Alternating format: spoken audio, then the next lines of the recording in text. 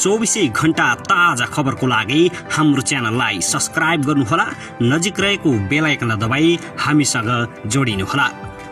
सभामुख सापकोटाले बोलाए सर्वदलीय बैठक। संसदको अवरोध हटाउन सभामुखले दलका शीर्ष नेताहरूसँग छलफल गर्दै। सभामुखको आह्वानमा सर्वदलीय बैठक बस्दै संसदको गतिरोध अन्त्यबारे छलफल हुने। नेपालले एमसीसी अनुमोदन गर्नेछ उपाध्यक्ष सुमार। एमसीसी उपाध्यक्ष सुमारको टोली फर्कियो। बल्जियो नेकपा एमाले विवाद 10 बुँदे सहमति कार्यान्वयनमा ओलीको आनाकानी। भीम रावल भड्किए। एमसीसी उपाध्यक्ष फातिमा सुमार भन्छन् आर्थिक सहायतामाथि राजनीतिकरण गर्न खोजियो, यो नेपालको लागि दुर्भाग्यपूर्ण हुनेछ। सर्वदलीय बैठक बहिष्कार गर्दै नेकपा एमाले। संसदबाट अनुमोदन भए मात्रै एमसीसी कार्यान्वयन हुने अमेरिकाको भनाई। माधव कुमार नेपालको पार्टी धरापमा। सर्वोच्च अदालतमा रिट दायर, पार्टी खारेज हुने पक्का। एकाएक माधव कुमार नेपाल पक्षकी नेत्री रामकुमारी झाँक्री आक्रोश गरिन्। यति ठुलो घोषणा, माधव नेपालमाथि भुइँचालो। र मन्त्री र मन्त्रालयको भागभण्डा नमिल्दा माओवादी केन्द्र भड्कियो। माधव कुमार अलमलमा, देउबा सरकार धरापमा। अब हेर्नुहोस् पुरा समाचार।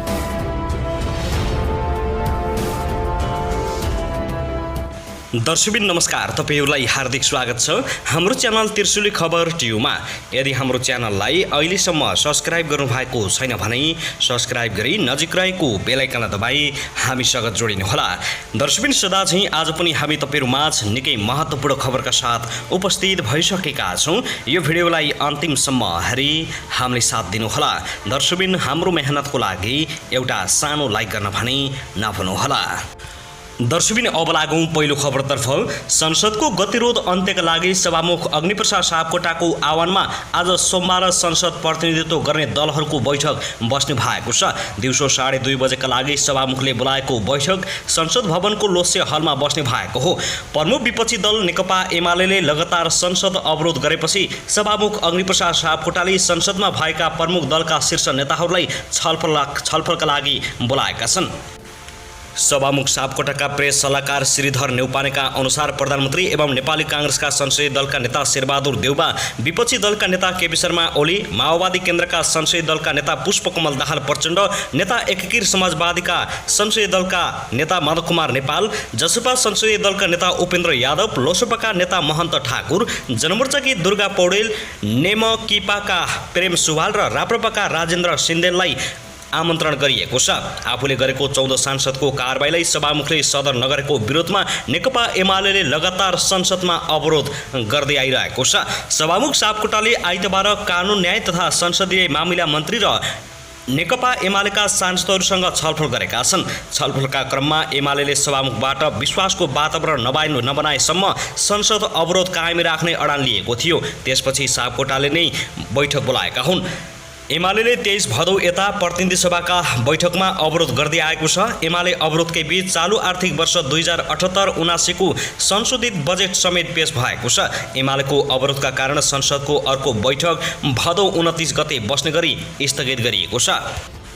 दर्शकबिन त्यसैगरी यता भने मिलेनियम च्यालेन्ज सम्झौता कम्प्याक्ट प्रतिनिधि सभाबाट शीघ्र अनुमोदन हुने विश्वास व्यक्त गर्दै एक अमेरिकी अधिकारीले त्यसबाट नेपाल र अमेरिका बीचको 73 वर्षदेखिको सहकार्य र साझेदारी अझ सुदृढ हुने बताएकी छिन्। नेपालको आर्थिक सामाजिक रूपान्तरणलाई केन्द्रमा राखेर नेपाल सरकार स्वयंले आधा दशकभन्दा बढीको छलफल र वार्तापछि 5 वर्ष अघि अमेरिकासँग गरेको एमसीसी कम्प्याक्टलाई कार्यान्वयन गर्न नेपालका राजनीतिक दलबीच मकैता रहनेमा पनि आफू ढुक्क रहेको बताएकी छिन्। अमेरिका नेपाल बीचको 7 दशकभन्दा पुरानो औपचारिक सम्बन्ध, त्यसैता भएका अनेकौं द्विपक्षीय सहकार्यका परियोजनाले नेपाललाई समृद्धिको यात्रामा अग्रसर हुने टेवा पुगेको छ।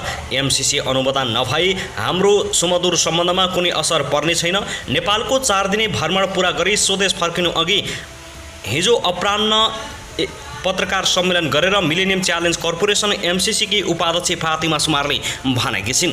विगतका विकास परियोजनाले नेपालसँगको हाम्रो सम्बन्धलाई पुनः परिभाषित गर्न सघाएका छन्। दर्शकबिन त्यसैगरी नेकपा एमाले अध्यक्ष केपी शर्मा ओली निवास बालकोटमा हिजो आइतबार बिहान एमाले शीर्ष नेताहरू जम्मा भएका थिए। उपाध्यक्ष भीम राउल, महासचिव ईश्वर पोखरेल, उपमहासचिव विष्णुप्रसाद पौडेल, स्थायी कमिटी सदस्यद्वय सुभाष चन्द्र नेमाङ र लेखराज भट्ट तथा सुदूरपश्चिम प्रदेश कमिटीका अध्यक्ष कडबहादुर थापा अध्यक्ष ओलीको निजी निवास पुगेका हुन्। उनीहरू अध्यक्ष ओली निवास पुग्नुको कारण थियो सुदूरपश्चिम प्रदेश इन्चार्ज सम्बन्धी विवाद निरूपण गर्नु। सो प्रदेशको पार्टी इन्चार्जमा उपाध्यक्ष राउल र माओवादी केन्द्र परित्याग गरी एमाले प्रवेश गरेका लेखराज भट्ट दुवैको दाबी रहेको थियो। उनीहरू दुवैले इन्चार्ज दाबी नछाडेपछि विवाद बढ्दै गएको छ। 2 जेठ 2075 मा फर्किने 10 बुँदे सहमति कार्यान्वयन गर्दा सुदूरपश्चिम प्रदेश कमिटी इन्चार्ज राउल नै हो। उनले सोही अनुसार आफू इन्चार्ज भएको दाबी गर्दै आइरहेका थिए। तर पार्टी विभाजन अघि एमालेका वरिष्ठ नेता माधव कुमार नेपालले समानान्तर रूपमा पार्टी गतिविधि सञ्चालन गर्दा नेपाल पक्षमा उभिएपछि अध्यक्ष ओलीले राउलको जिम्मेवारी खोसेर इन्चार्जको जिम्मा भट्टलाई दिएका थिए। भट्ट गत 23 फागुनपछि एमाले सुदूरपश्चिम इन्चार्ज तोकिएका हुन्। त्यसैले उनले पनि इन्चार्जको दाबी छाडेका छैनन्। विवाद निरूपणका लागि भएको छलफलमा सुदूरपश्चिम इन्चार्ज आफैले पाउने राउलले अपेक्षा गरेका छन्। 10 बुँदे सहमतिमा तलमाथि हुँदैन भन्ने उनको बुझाइ थियो। तर अध्यक्ष केपी शर्मा ओलीले सुदूरपश्चिम इन्चार्ज भट्ट नै भएको भन्दै मुख खोलेका छन्। राउललाई भने उपाध्यक्ष भएर काम गर्न निर्देशन दिएका छन्। अध्यक्ष केपी शर्मा ओलीले अहिलेको पार्टी संरचनामा कुनै फेरबदल नगरिएको बताउँदै 10 बुँदेमा अल्झिएर नबस्न समेत निर्देशन दिएका छन्। 2 जेठ 2075 जस्ताको त्यस्तै कार्यान्वयन हुन सक्दैन, यसमा प्रष्ट हुनुहोस्। 10 बुँदे सहमति जस्ताको त्यस्तै कार्यान्वयन गर्ने अवस्था छैन। छलफलमा ओलीले राउललाई भनेका छन्, कार्यविभाजन यथावत नै छ, जिम्मेवारी परिवर्तन भएको छैन। तपाईँ उपाध्यक्ष हो, उपाध्यक्ष र 10 बुँदे सहमतिको सहजीकरणको जिम्मेवारी निर्वाह गर्नुहोस्, सम्हाल्नुहोस्। दर्शकबिन त्यसैगरी राजनीतिक दल सम्बन्धी अध्यादेश संसदबाट फिर्ता नभएकाले मन्त्री परिषद विस्तारमा विवाद देखिएको छ। आइतबार बिहान बालुवाटारमा बसेको गठबन्धन दलहरूको बैठकमा जनता समाजवादी पार्टी जसपाले प्रधानमन्त्री शेरबहादुर देउवालाई अध्यादेश फिर्ता लिएर मात्र मन्त्री परिषद विस्तार गर्न आग्रह गरेको हो। अध्यादेशमा 20% केन्द्रीय सदस्य वा सांसद भए दल विभाजन गर्ने प्रावधान बनाइएको छ। बैठकमा देउवाले सरकार विस्तार गर्नुपर्ने बाध्यता रहेको दोहोऱ्याउँदै सत्ता साझेदार दलहरूसँग मन्त्रीका लागि नाम सिफारिस गर्न आग्रह गरेका थिए। तर गठबन्धन दलका नेताहरूले संसदमा दर्ता भएको अध्यादेश टुङ्गो लगाएर मात्र मन्त्री परिषद विस्तार प्रक्रिया अगाडि बढाउनुपर्ने भनाइराखेका हुन्। जसपा भने अध्यादेश खारेज नै हुनुपर्ने पक्षमा छ।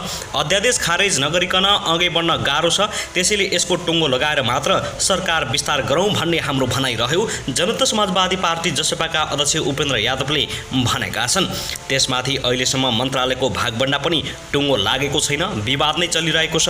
दलहरूबीच मन्त्रालयको सङ्ख्या भागबण्डा भएपछि दलभित्र आन्तरिक गृहकार्य गरी नाम दिने उनले बताएका छन्। यादवले अध्यादेश खारेज नगरी सरकार विस्तार गर्दा आफ्नो दल विभाजन हुन सक्ने जोखिम देखेका छन्। उनले महन्त ठाकुरसँगको टक्राउमा मन्त्री बनाउने आश्वासन दिएर सांसदलाई आफूतिर तानेका थिए।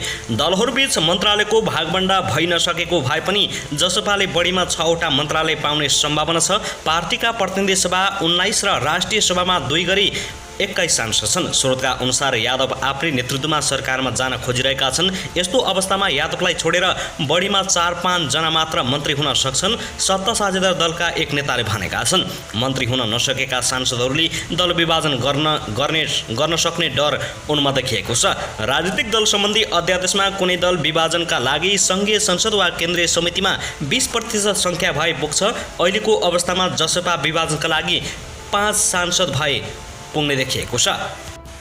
दर्शकबिन त्यसैगरी नेकपा माओवादी केन्द्रका अध्यक्ष पुष्पकमल दाहाल प्रचण्डले आफू अब एक्लिँदै जाने हो कि भन्ने लागेको बताएका छन्। पूर्व प्रधानमन्त्री समेत रहेका अध्यक्ष दाहालले चिनिया कम्युनिस्ट पार्टीका नेता माओले जीवनको अन्तिम कालमा एक्लिएको दृष्टान्त पेश गर्दै आफूलाई पनि कहिलेकाहीँ 1-2 वर्षपछि यस्तै हुने हो कि भन्ने चिन्ता लाग्ने गरेको बताएका हुन्। आइतबार काठमाडौँमा आयोजित नेपाली कम्युनिस्ट आन्दोलनको कार्यदिशा नामक पुस्तकको विमोचन कार्यक्रममा बोल्दै उनले आफ्नो दिमागमा कहिलेकाहीँ त्यस्तो को चिन्तन आउने गरेको उल्लेख गर्दै त्यसबारे चिन्तन मनन गरी दिन पनि वाम बुद्धिजीवीहरूलाई आग्रह गरेका छन्। उनले भने कहिलेकाहीँ यस्तै लाग्दो रहेछ 1-2 वर्ष जतिमा एक्लो पो हुने हो कि, र माओले भने जस्तै म एक्लो पो एक्लो पो बन्ने हो कि कहिलेकाहीँ यस्तो चित्र पनि मेरो दिमागमा आउँछ।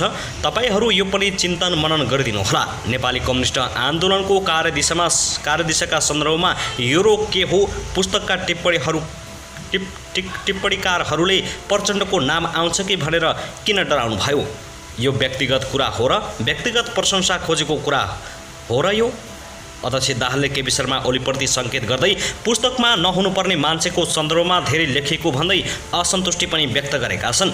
उनले नेपालको कम्युनिस्ट आन्दोलनको कार्यदिशालाई सही ढङ्गले अघि बढाउन विगतमा भएका इतिहासको सही समीक्षा गरेर अघि बढ्नुपर्ने आवश्यकता पनि औल्याएका छन्। अध्यक्ष दाहालले आफूले अझै कम्युनिस्ट आन्दोलनलाई एकताबद्ध गरेर अगाडि बढ्न चाहेको पनि पटक पटक दोहोऱ्याएका छन्।